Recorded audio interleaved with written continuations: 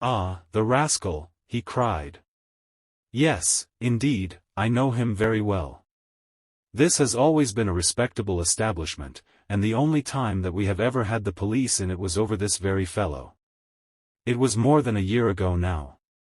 He knifed another Italian in the street, and then he came to the works with the police on his heels, and he was taken here.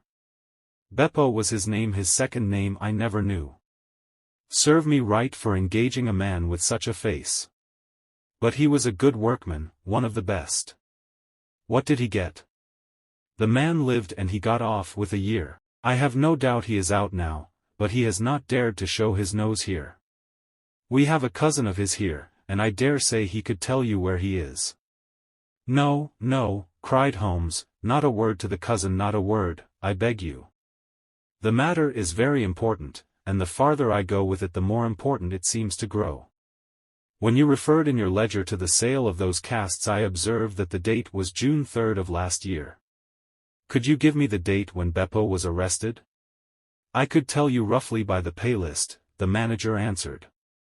Yes, he continued, after some turning over of pages, he was paid last on May 20th. Thank you, said Holmes. I don't think that I need intrude upon your time and patience any more. With a last word of caution that he should say nothing as to our researches, we turned our faces westward once more. The afternoon was far advanced before we were able to snatch a hasty luncheon at a restaurant. A newsbill at the entrance announced, Kensington outrage.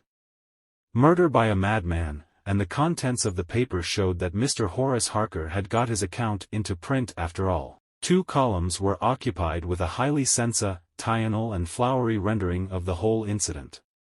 Holmes propped it against the cruet stand and read it while he ate. Once or twice he chuckled. This is all right, Watson, said he.